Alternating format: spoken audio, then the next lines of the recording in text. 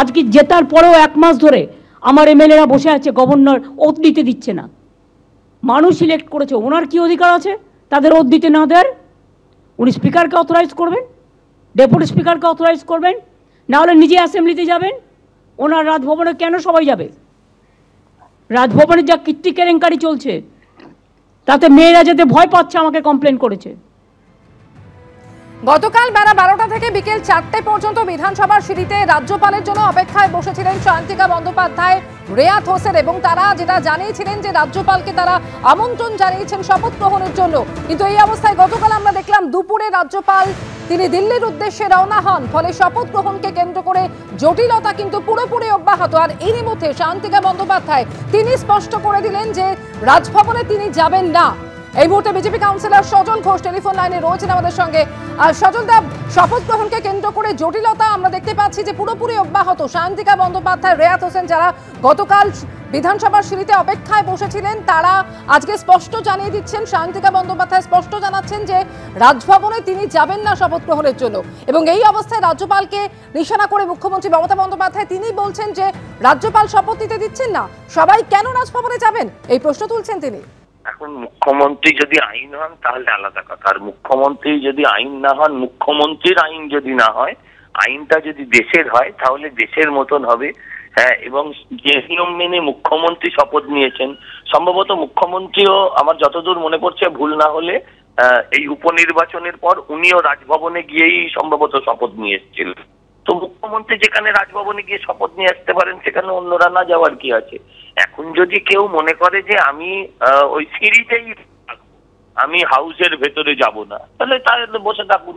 এখন সেই মিঠুন চক্রবর্তীর সিনেমাটার কথা মনে পড়ছে যে খবর তৈরি করে। এখন খবর তৈরি করার জন্য কেউ যদি রাজভবনের সিঁড়িতে বসে থাকবে। রাজ্যপালের জন্য বসেছিলেন, রাজ্যপাল কি কথা দিয়েছিলেন নাকি যে আমি আসবো? রাজ্যপাল কি ওনাকে টাইম দিয়েছিলেন যে আপনি বসুন আমি আসছি? সে তো নয়। এবার আমি যদি বসে থাকি তাহলে তিনি বসে থাকবেন, সবরির পর্যায়ে গিয়ে পৌঁছবেন, সে চলবে, আর কি করতে পারে। অনেক ধন্যবাদ সজল দা কথা বলার জন্য। বিজেপি কাউন্সিলর সজল ঘোষ টেলিফোনে ছিলেন আমাদের সঙ্গে। সায়ন্তিকা বন্দ্যোপাধ্যায়, রেয়াত হোসেনের শপথ গ্রহণকে কেন্দ্র করে জটিলতা অব্যাহত। গতকাল বিধানসভার সিঁড়িতে 4 ঘন্টা তারা অপেক্ষায় বসেছিলেন এবং গতকালই তারা জানিয়েছিলেন যে আজকেও তারা একইভাবে অবস্থানে বসবেন। রাজ্যপালের জন্য গতকাল তারা অপেক্ষা করেছিলেন এবং এই অবস্থায় রাজ্যপাল তিনি দিল্লির উদ্দেশ্যে রওনা হন। ফলে শপথ গ্রহণকে কেন্দ্র করে জট কাটার কিন্তু কোনো রকম লক্ষণই নেই এবং তৃণমূল সূত্রে এটাও জানা যাচ্ছে যে আইনি পরামর্শ নেওয়া হচ্ছে। আর এই অবস্থায় রাজ্যপালকে নিশানা করলেন মুখ্যমন্ত্রী। নিশানা করে তিনি বলছেন জেতার পরও 1 মাস ধরে তৃণমূলের বিধায়করা বসে আছেন, সবাই কেন রাজভবনে যাবেন এই প্রশ্ন তুলেছেন তিনি। একই সঙ্গে মমতা বন্দ্যোপাধ্যায় বলছেন যে রাজভবনে কেলেঙ্কারি চলছে, মেয়েরা যেতে ভয় পাচ্ছে, আমাকে অনেকে অভিযোগ করেছেন, দাবি মুখ্যমন্ত্রী। সিপিএম নেতা সুজন চক্রবর্তী টেলিফোনে রয়েছেন আমাদের সঙ্গে। সুজন দা, 2 নবনির্বাচিত বিধায়ক, তাদের শপথ গ্রহণকে কেন্দ্র করে জট কাটার কিন্তু কোনো রকম লক্ষণই নেই। তারা একদিকে অবস্থানে বসেছেন আর এই অবস্থায় রাজ্যপালকে নিশানা করছেন মমতা বন্দ্যোপাধ্যায়। কিভাবে দেখছেন?